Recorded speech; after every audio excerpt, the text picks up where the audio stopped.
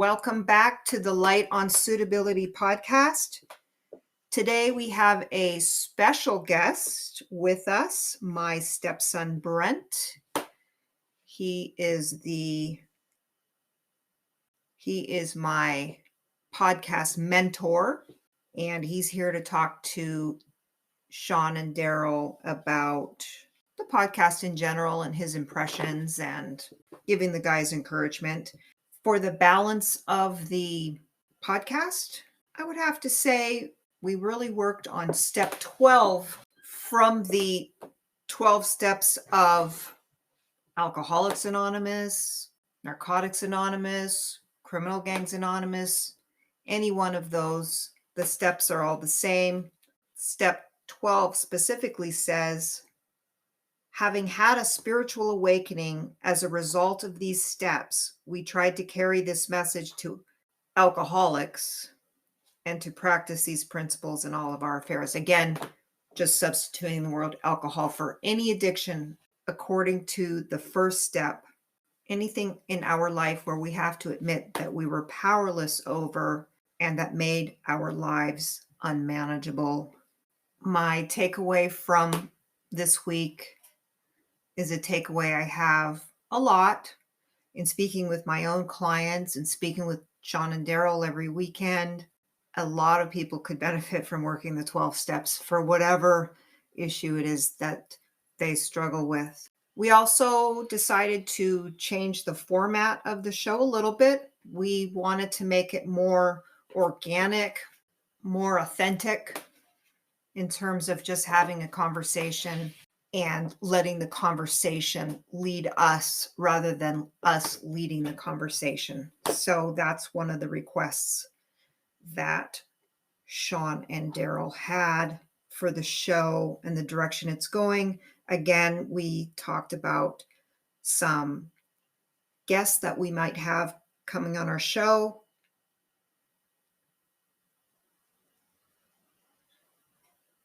And we hope you enjoy the episode. It's a little bit longer than a lot of the episodes, but I think it's worth it. And again, Shaun and Darrell brought a lot of authenticity to the show as always. I hope you all have a wonderful week, and let's get into the show. Good morning. Good morning. How you doing?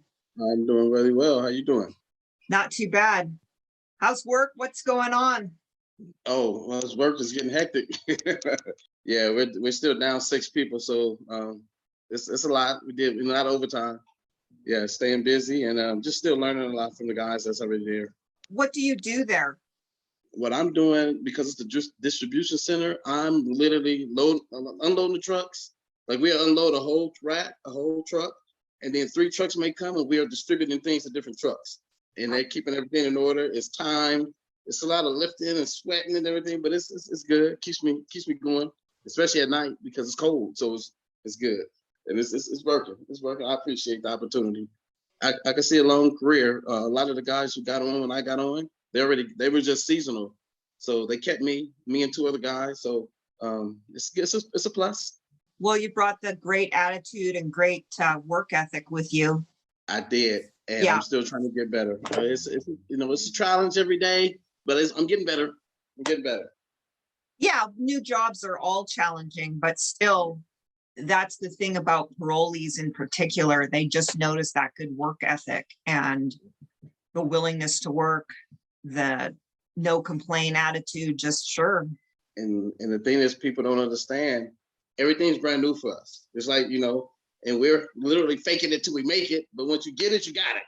But someone who shows up on time and is willing to keep trying and keep going, an employer will see progress and say, I'd rather have a great attitude, great work ethic. I can teach him the rest. Yeah, I'm learning a lot. I'm appreciating. And that's another thing people need to know. There's so many opportunities out here for those who want to do the right thing. But you got to have your mind right. And it's not about what everybody else thinks is right for you, is what you feel is right for you. And this is what I'm doing feels right. Brent's here. Good morning. There he is. Good morning. How you doing? Good to see you. Good to see you too. Yeah, it's been a minute. Yeah. I'm like 2 episodes behind, but I love it. I love what the 3 of you are doing. And I just want to keep encouraging you guys, and I'm gonna get caught up on all of them.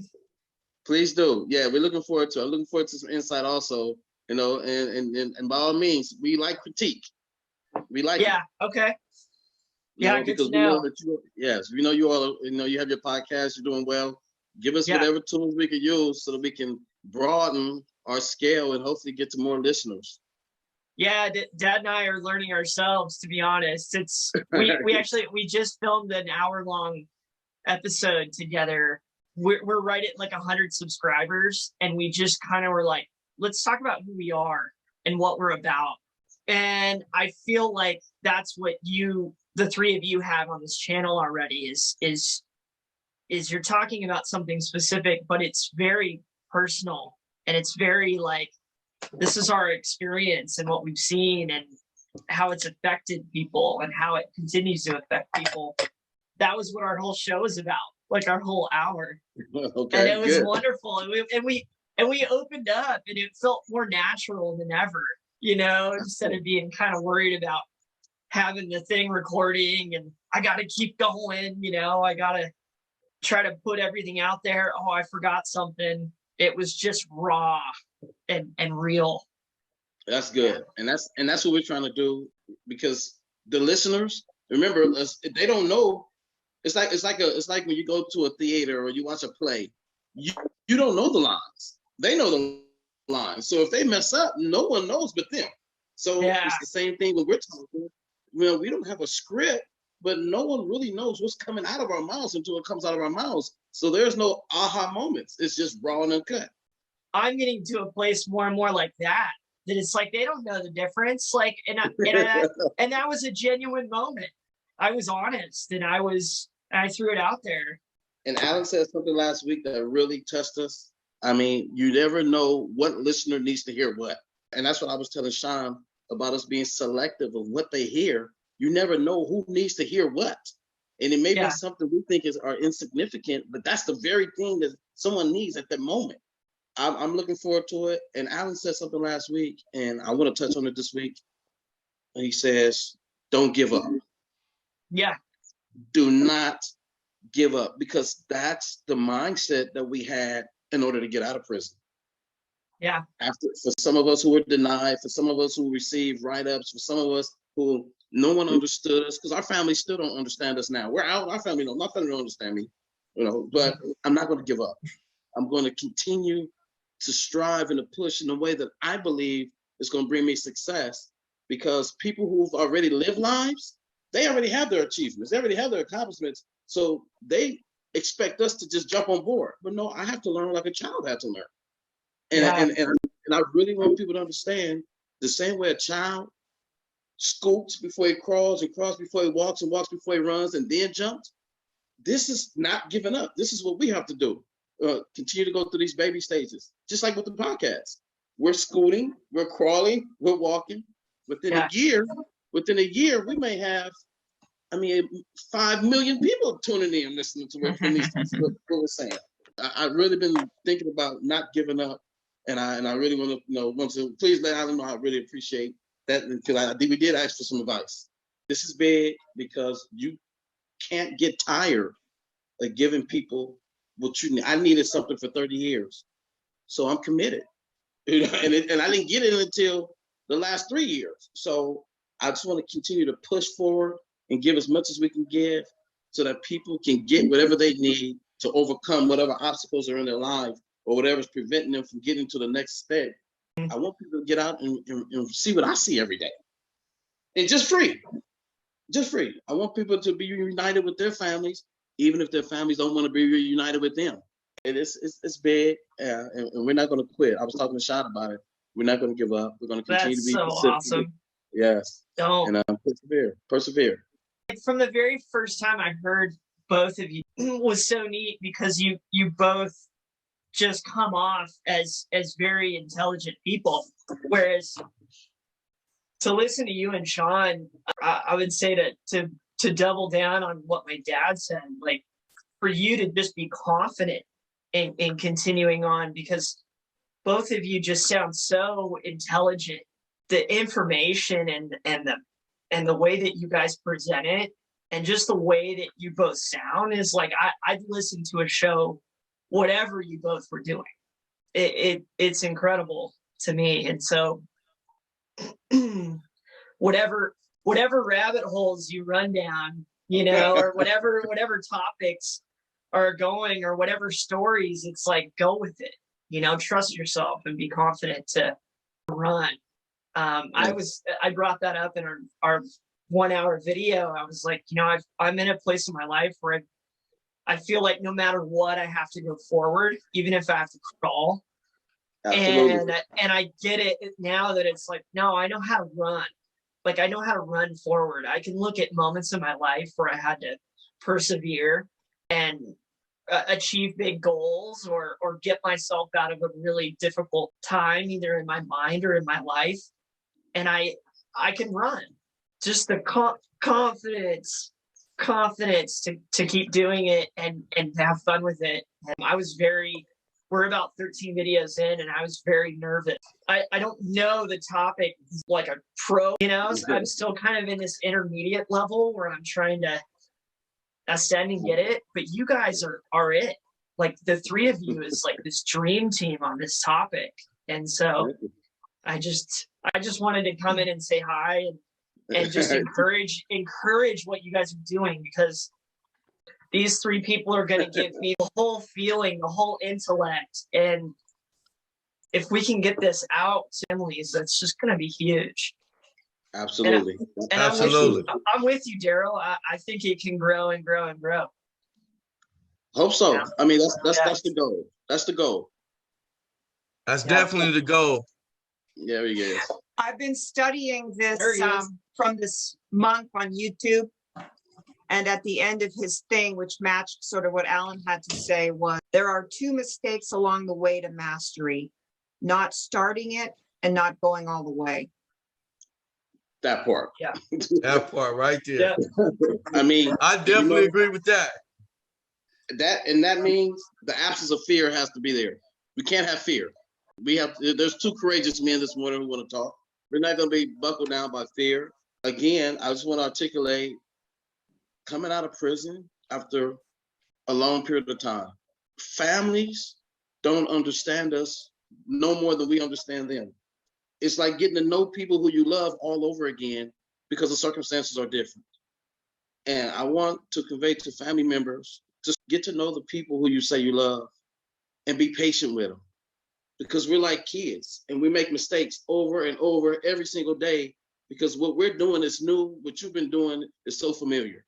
So we can't just fall right in line with everybody in actuality, because our mind is not really there. But we're trying. Shaun. I want to thank you for them compliments. It's very encouraging. You're welcome. I have anything but love for you guys and respect. And I think you just come in on the end of where I started, Shaun. But I hear you guys, and just your intelligence is off the charts. I read this book called Intelligence: The Creative Response to Now. And I always thought that was the greatest title. And it just, I think about it. And it was like, how do I be most creative in the moment? And how do I bring the best knowledge and information I can to others around me, wherever I'm having a discussion. And I hear that every time I hear the show. So thank you. Thank you. It's definitely encouraging. It moved into another conversation, the misconception that a lot of families have, and sometimes inmates themselves with their own sentences, that 25 to life isn't 25, it's 25 to life. And understanding the differences between that and the family members who get frustrated or confused by, but he's done his 25. The family has to understand that we hurt some people. And so we don't automatically, just because we did our time, right, doesn't automatically mean that we get a date or that we deserve to come home, especially when you're taking a life or any heinous crime against somebody. And that's very important because my dad used to have that same issue. He used to be like, well, you did your time, you done long enough. And I used to be like, yeah, but that doesn't, and you've been out of trouble, but that doesn't mean I still deserve to come home. And I want to add to that, Shaun, because we have to learn to humble ourselves. We had the firm belief that we don't deserve to come home. Meaning, to another family who lost their loved one, they never get their family member back. In the eyes of a family member, we never deserve to come home because their loved one didn't get to come home. However, the state of California has laws, has legislation that state if you accomplish certain goals, if you do certain things, then you are eligible to come back to society. And it's conditional. It's not just you come home as a clean slate. No, we enter into a contract with the Board of Parole hearings, the commissioners, that we're going to do A, B, C, D, all the way to X, Y, Z. Yeah. And if we don't do that, we can be held accountable. So family members need to understand that. Inmates need to understand, because when I was sentenced to 15 years to life, they told me after 10 years, I get out. They told my mother that. When I got to 15 years, she said, what's wrong? When I got to 20 years, she said, what's wrong? When I got to 25 years, she said, what's wrong? When I got to 30 years, she said, it has to be me. You, it's something you're not doing. And like Elizabeth, a lot of families believe, well, they did the time, let them come home. There's still more to it. So we can talk about that. What's the more to it? Because you have to go through it, Shaun, too, your rehabilitative process. Yeah. And in particular, the more to it is kind of links back to the conversation we had before about antisocial personality disorder. It's 15 to life. The life is meeting the criteria of suitability. In other words, overcoming that diagnosis of antisocial personality disorder. And another conversation we had, how do you do that? Staying disciplinary free is one thing. Exactly. That's just one. Exactly. One thing. That's just one. Yeah. Because you got to stay disciplinary free. You got to change the people you hang around. You got to change your thinking. You got to start being around people who are going in the same positive direction that you're going in. It's a lot of things that comes with that. You have to become an active participant in the groups and classes that you're going to. You can't just sit in a class and think you're going to get a certificate, because if you show the board a certificate, they might ask you, what is this class about? I heard people saying, Shaun, people came to a life and support group. Remember, I was in your group when you asked me to come speak. And I questioned the people in the group. And I was like, what are you guys sitting in this group for when this man is up front giving you this valuable information every single week? And that's what the board does. So it's not about just going to a group. It's not about getting a certificate and showing the board. It's about internalizing, understanding that when we make the change, society is not changing with us. Remember, when we come home, the thought process of my family members is entirely different than my thought process, because I'm a realist. I'm a realist. I'm not living in no hocus pocus world. This is not a TV. This is real. And things that I have to do is real to get me where I need to go. And it may not be in line with what everybody wants from me. People used to sit in a group and just sit there. If you don't actively participate, then you're going to lose out. And, them chronos can hurt you. Yeah, they look good because you got a bunch of them, right? But when the board starts asking you questions about them and you can't respond to what the groups mean and what you got out of the group and what it teach, it's going to hurt you like a lot. And a lot of people don't understand that. And so you just go in the group sitting there like Darrell said, and just not actively participating, not internalizing the information that you're receiving and not living it. So you can internalize, but you need to live it, right? And so even staff, Darrell, as you know, used to watch us, pay attention to us. That's why they wrote us certain chronos, right? Because they knew. That's why they said that they would live next door to us, right? Because they seen, that we had really changed a complete 180 in our lifestyle, especially looking into our files. And so family members and people incarcerated definitely need to know, go in the group, you have to participate. You got to do what you got to do to make that stuff become a part of you. Let it be first nature, not second nature. It has to be first nature in you. And do not go to group for those who are incarcerated because the boards wants you to go to group. I participated in self-help programs because I realized I needed help. I realized that my mindset had to be altered, had to be changed so that I can be looked at as a human being in contrast to the robot, the monster, or whatever they used to call me. There's so many different names, I don't even know what it is no more. Because I know that I have to do something different. So we didn't do it just because we were going to the board. Right. I did it so that I can come into society and whatever comes my way, I can deal with it without responding negatively. And as we both did, we talked about this a lot. You know, we did it most importantly for us, right? But most importantly, we did it for our victims. Like we owe that to our victims. In honor of our victims. Yes. Yes, indeed. And to the family members, you know, that lost a loved one. As you said, that, you know, we did it because we wanted to change. We owe that to our victims. And we were like a dog chasing his tail. And so what we were doing wasn't working. And so it took us a long time, right? It took us a long time. I don't regret it because the information that I have received in the life that I live, and the experience that I have, is truly a blessing. Yes, it was hard. It was heartbreaking. It was a struggle, you know, living that lifestyle, going through the pain that we went through. But the family went through some pain, right? That we took of their loved ones. It became who we are today. And so, you know, all great people, when you read history, went through some things. And if they hadn't experienced that, they wouldn't have become the great people that they are today.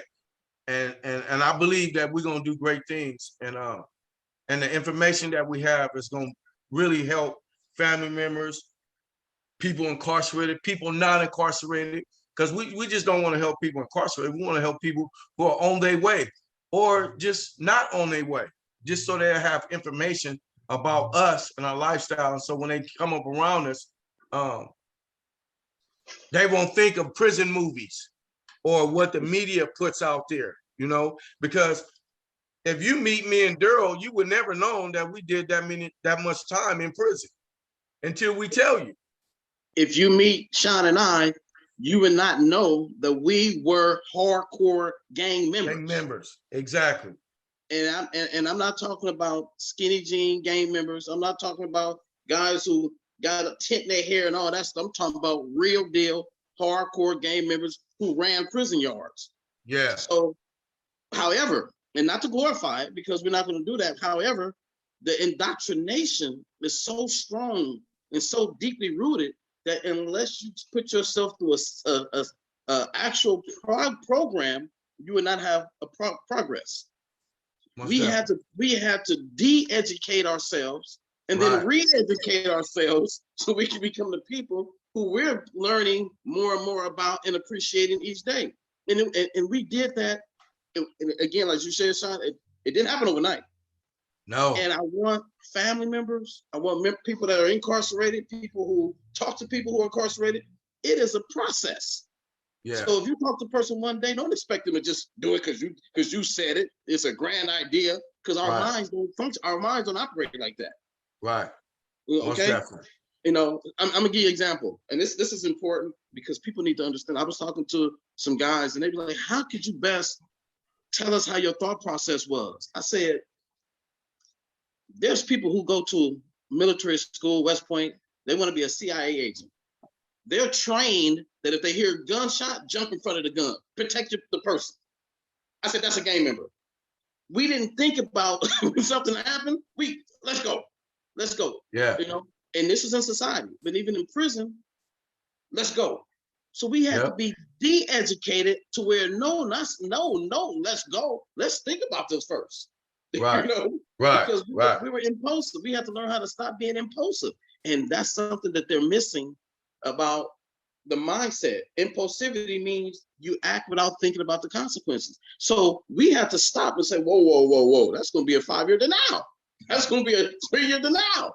That's going to stop me from seeing my mother. Another shoe turn. Another shoe turn. Unless we, and this is things that need to be motivated and encouraged, because people don't know how their own children, husbands, brothers, nephews, or sons, they don't know how we think. Right. Because they're in denial. They're in the same denial that many of us were in. There's nothing wrong. Well, there was something wrong with us. Most definitely. We adopted a thought process, and because it was a secret, it just took a root. It was a deep root in us. Yeah. You know, because it wasn't possible. And, right. But you can come out of it, and the proof is right here with me and Shaun. We're out of it. Most definitely. Okay? And the governor of California and those who support his system, they approve of our rehabilitation, and that's why we're out living right now. You know, being so impulsive, you know, we was ready, as you said, Darrell, we was ready to respond to things, jump in front of the bullet, the knife, ready to go. And so when things like that happen, we had to stop and say, hey, fellas, hold on. You know, that's not a good idea. And sometimes some of the so-called homies would be like, oh, they scary now. Oh, they acting like, you know what I'm saying? They acting like a punk. And so you got to be able to deal with that type of pressure. It was hard for me. I know it was hard for Darrell too. And then, you know, when you get into it with somebody, they talking crazy to you, and you got to learn how to de-escalate the situation, when we just used to, you know, flying off the handle, and it's going from a 0 to 100 immediately, you know, because sometimes, you know, you embarrassed that somebody talking to you crazy or calling you and challenging you, and you feel like, you know, they challenging your manhood. But that's where that whole new thinking came. Because one thing me and Darrell used to say, prison ain't nothing but a college. Start changing your life, right? And you go through these little different situations in prison. That's what the streets gonna give you, because people out here in the streets, they do the same thing. Cut in front of you when they driving in the car, cut in front of you in the grocery store, don't say excuse me, bump into you, right? Talk crazy, you know, you'd be like, whoa. And so if you can't escalate things in prison or remove yourself from a violence, because violence is the last, it can be no violence, right? Because we understand now that violence is going to end up bad no matter how we take it. And so we get out on the streets. And so what I'm going to do, somebody talking crazy to me on the streets, in the grocery store, the gas station, I'm going to jump out my car and get to jumping on them. I'm going back to prison. That's not going to happen. You know what I mean? That's not going to happen. And so we just took it as prison being a college and a learning facility to where we needed to correct and rehabilitate ourselves. That's why it's called CDCR, rehabilitate, right? It's important that people understand that don't allow your pride, you know, and family members, don't encourage them, because one thing me and Darrell learned is nobody really cares about you in prison. If you walk away from a fight, yeah, they might talk about you in a few days, but who cares, right? Because most of them, they don't have nothing going for themselves, and they really don't care. And so look where they're at still, right? And look where me and Darrell is at, on the show with Elizabeth, living life, right? Really living. Yes. And Elizabeth, I know you have a lot of clients who say no matter what, they have to do this or they have to do that. And I know it's really hard for you to get to their head. And the skull is thick. Trust me when I say this. Thick skulls. But they do not have to be a part of something they don't want to be a part of. Exactly. And when they say there's no way out, trust me, they want to be there. And I have to say this. I told my mother that I was always going to be a gang member. This is early in my days. And I said, once you're in, you're never out. Yep. She started crying. My mother cried right in the visiting room in prison. But 10 years later, I told my mom, I was wrong. I can get out, and I am out. And they respect the fact that I did get out, because now there's people following me out. Exactly. So they have to understand there is an exit if you want an exit. Right. But you can't play. If you want to exit. Right. And stay out. Because if you try to revert, then you're going to get hurt. And that's where the problems come in at. Yeah. That's where the problem's coming at, most definitely. I agree. But we also want the family members to understand that please be mindful of your loved ones' victims, right? And what they're going through. Yeah, we did a lot of time. And like Darrell said, the law says that when we do certain things that we can come home. But also a lot of times, as Darrell said, he went to the board 10 years later, then another 5, then another 5. But what mom didn't know is that Darrell was in there messing up, just like I was. That's right. And I didn't go to the board as many times as Darrell did. I only went twice. And so a lot of times we ain't telling our loved ones what we in there doing and why we getting denied at the board. And so it's important for people who are incarcerated to tell your loved ones what's really going on and to explain to them the system and how it works, right? And what you're doing. And so I just tell you, hey, if you really love your loved ones and you really want to, make a difference and come home, then you really got to change. You just got to be honest with things, especially when it comes to your family members. Because if you're not, you're making them victims like you were making, what you incarcerated for. Well, they're victims. They're victims. And I say this, first of all, the victim and the family are the first victims for us. And then our family becomes victims. But society becomes victims in 2 ways also. One way, society lost 2 young men who could have been productive and it also could have helped assisting in the economy. So we hurt society in that way. And then we hurt society by inflicting harm and creating a lot of trauma on people. And this is another thing that people in prison need to understand, that we left a traumatizing effect on people when we committed our crimes. And there's people we don't even know who are impacted negatively as a result of our work. So it doesn't stop with just us. Right. It doesn't stop with just our family or even the victim's family, because I'm gonna tell you something. You know what we did. Even I wrote a letter to the police department that responded to the scene of my crime and asked them to forgive me for what they had to see upon their arrival. Because I did that. And I know that they were normal human beings doing a good job. They had to take that with them to their homes. And I don't know how, I mean, and this is how deep we have to go. This is insight. You got to get deeply rooted. How many people's lives were impacted and continue to try to make amends. Try to make amends. And our families will never understand this. They'll never understand this because it's not their reality. Right. And not just the police department, the ambulance, all the people that responded to people at the hospital that had to see somebody brains blown out or a dead body, whatever was shot on them, right? It's a domino effect, right? Absolutely. And then you don't know how that family, like I can say for in my case, his sons grew up in the gangs now, and his daughter just, got 6, 7 kids, and she just, smoke a lot of weed.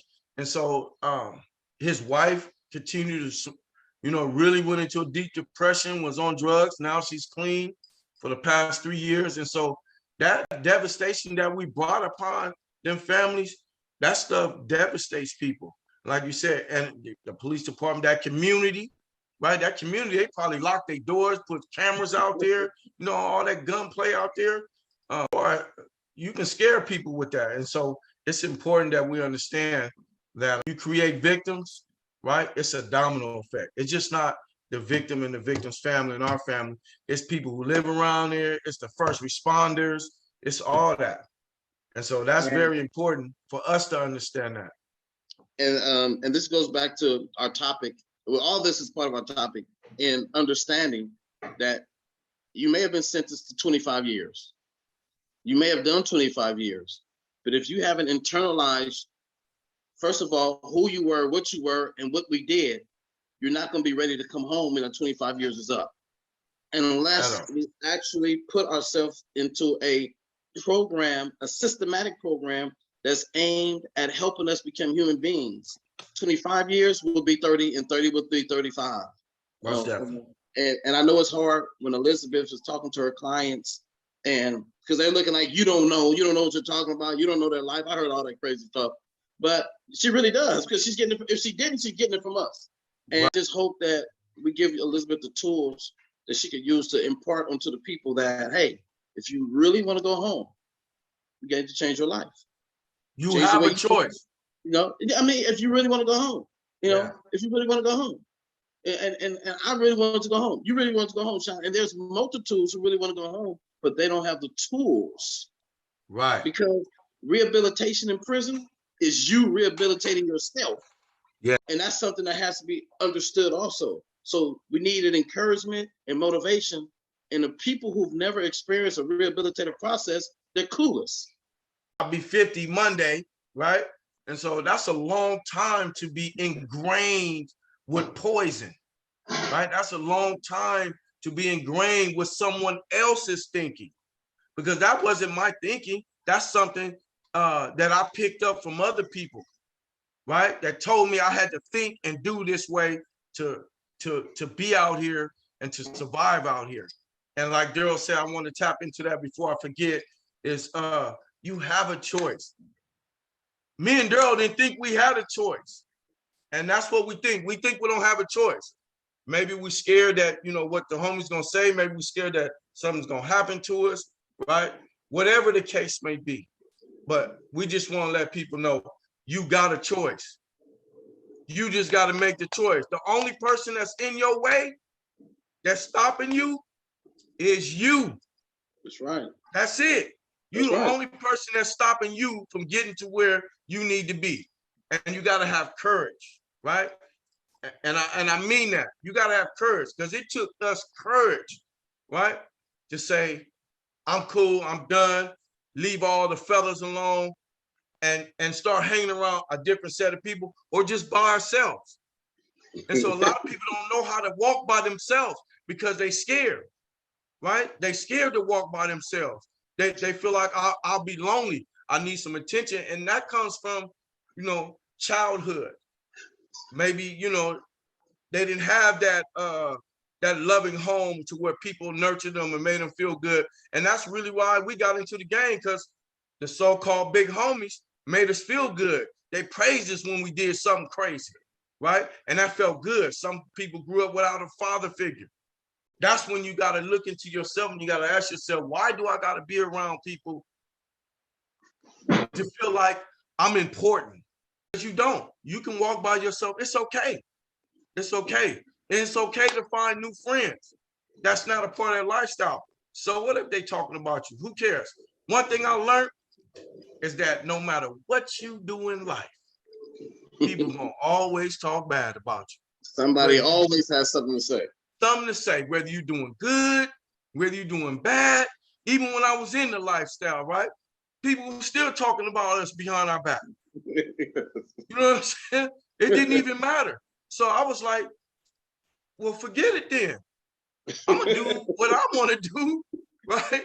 Because no matter what, you still gonna talk about me, right? You still gonna hate on me, right? Some people gonna love what you're doing. And what I found out is that it was more people loving what we was doing when we was helping them and teaching them and facilitating them than it was the haters. A lot more. Such an interesting thing to say. I was thinking, I wonder if he's been reading my client mail recently.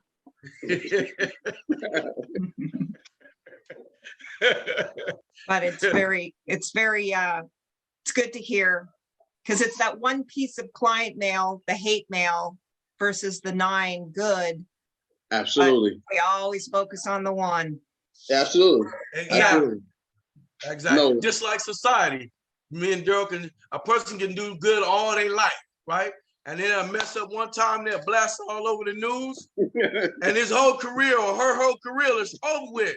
And it's like, wait a minute, that's just one bad thing. What happened to all the great things that they did? Every time you mention them, the first thing that comes up is, oh, they did this. Oh, they did that, right? And so we got to remember, hey, people gonna talk about you. Yes, it hurts sometimes, right? At first, right? But now I'm to a point in my life, and so is Darrell, is that I don't care what you say, because I'm gonna do what I'm gonna do, right? We're gonna make a difference in this world. we're gonna get back, right? And so you can talk bad about me, or you can get on the team. Because one thing's for sure, I ain't going to sleep stressing or worrying about what you thinking. And I tell people, the ship will continue to sail, whether you get on board or not. The ship is going to sail, and the ship is called success. So we just want to encourage you also, Elizabeth, that you're a great attorney. I know this for a fact because you were mine. You represented me.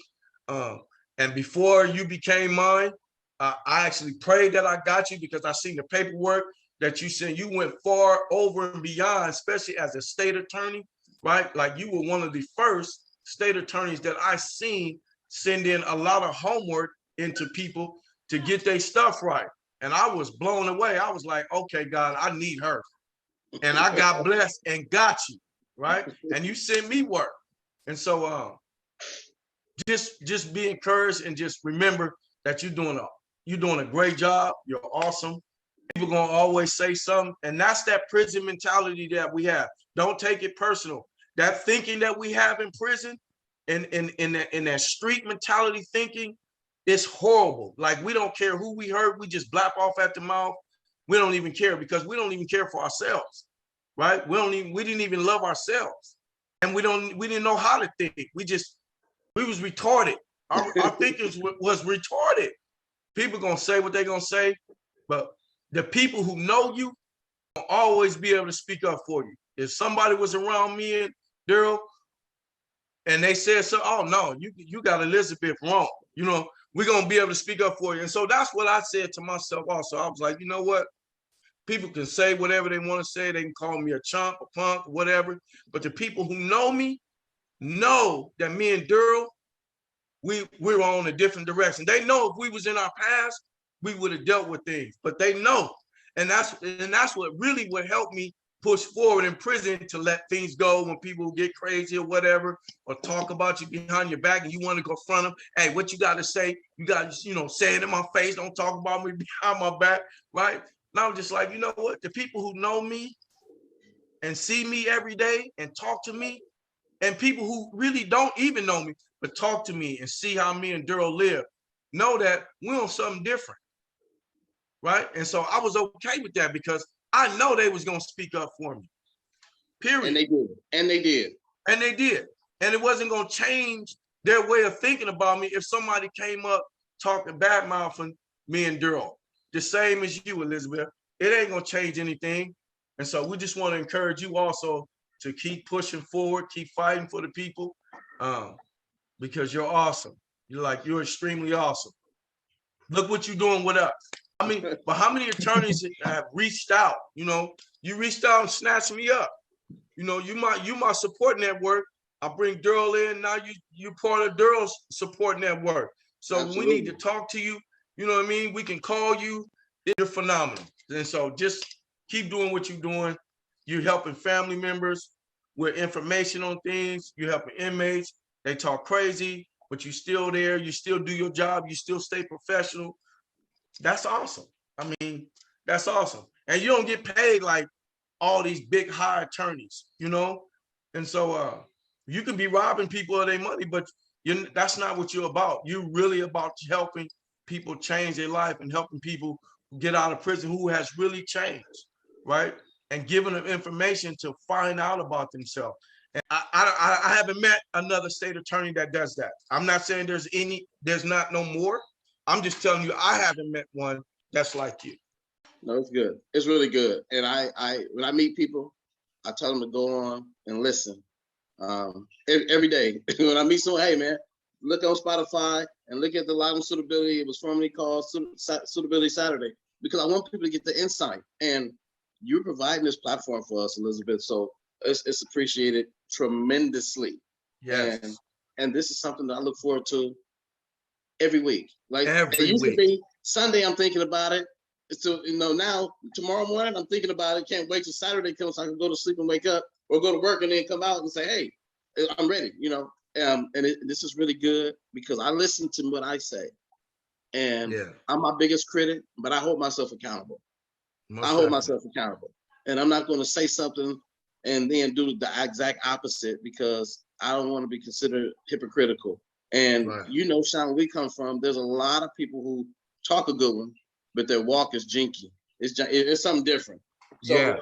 we're continuing doing what we're doing. And the people tap into us. They will see our work is not just on this podcast, but our work is going to be spread throughout the state of California, Northern and Southern California. And it's all about rehabilitation, transforming lives, and helping people who can't help themselves. That's our goal. Most Darrell, definitely. you said you went to a CGA meeting on Yes. Thursday, Wednesday? Thursday, yes. Yeah, Mhm. Thursday, yeah.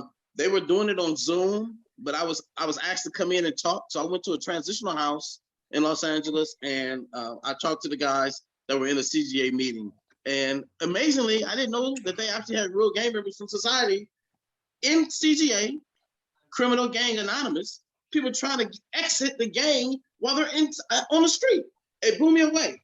So I was able to talk to them. At first, I had to introduce myself, tell them who I am, and then who I was, you know, in my course of life, and that it can happen before you go to prison.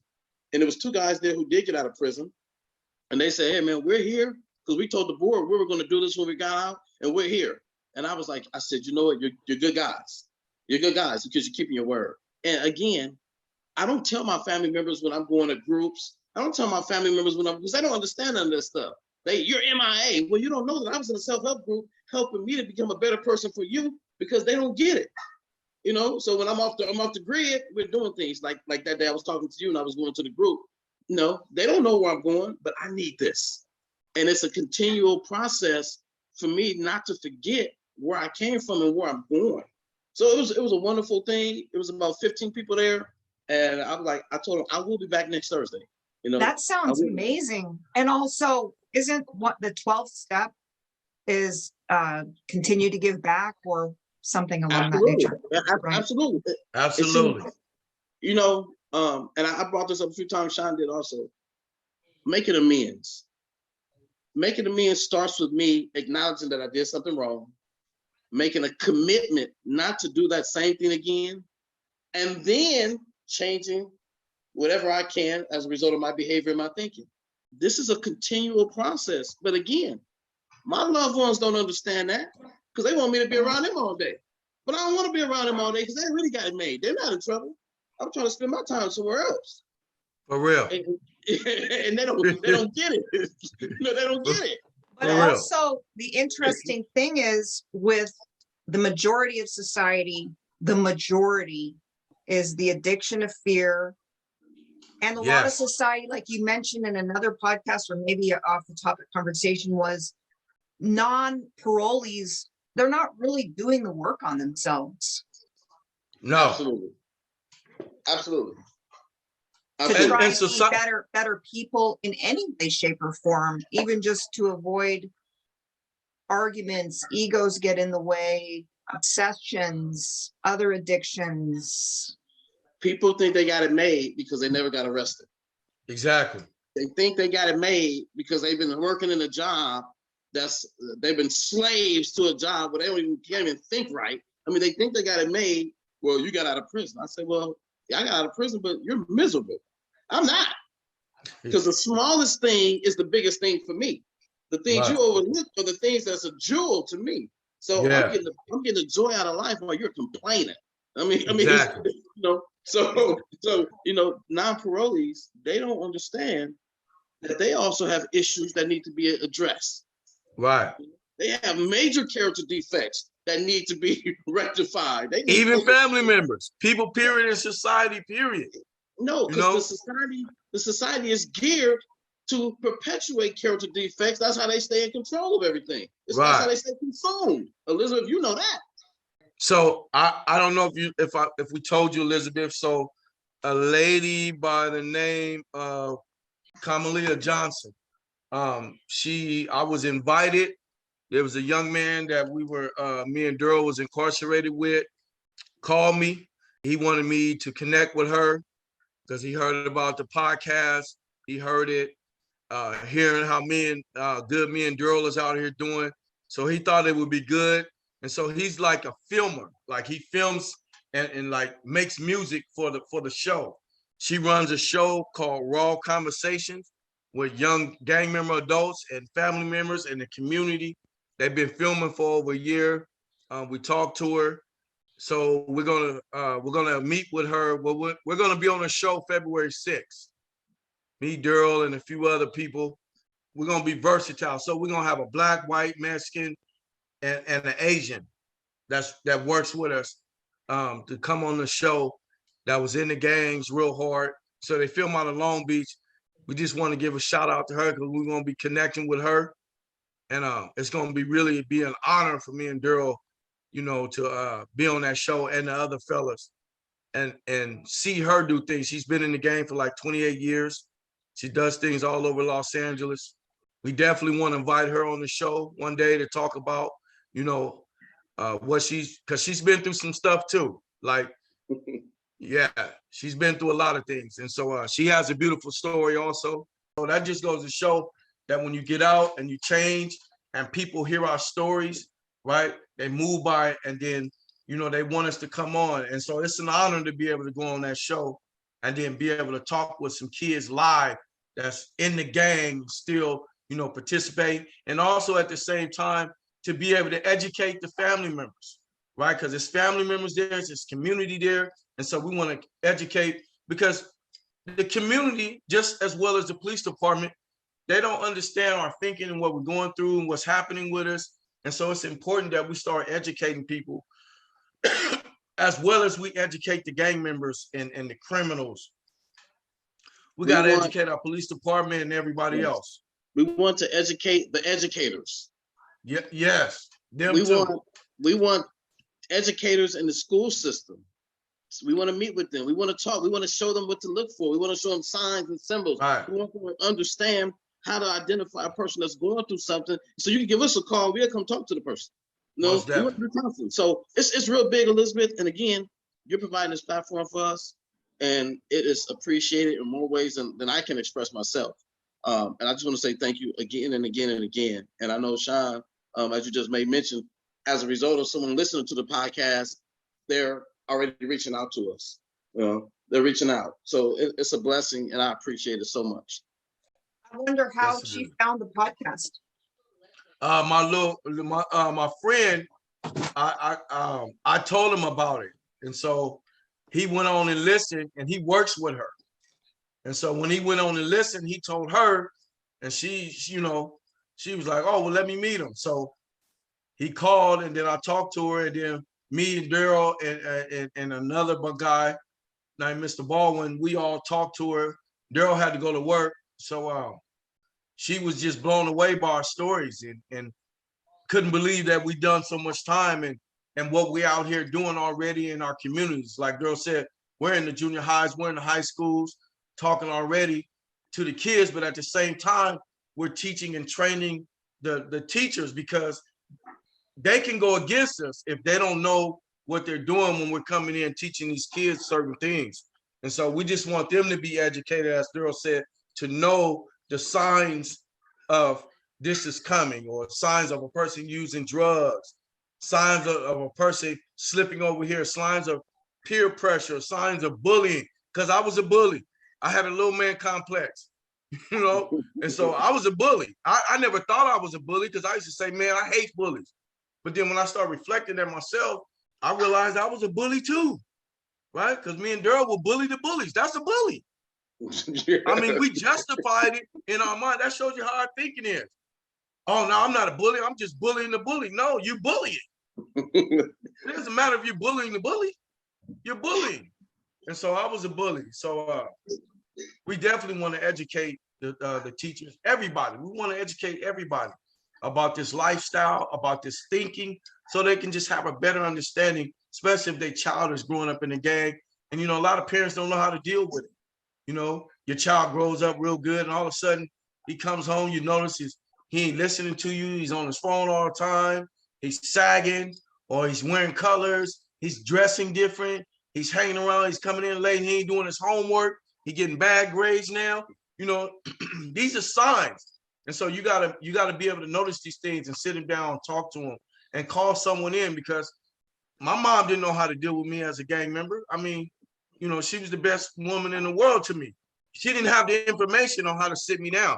And she tried to call my uncles, but my uncles They wasn't in that lifestyle, right? So they didn't know what I was going through, what I was thinking. You know what I'm talking about, Darrell? So, Absolutely.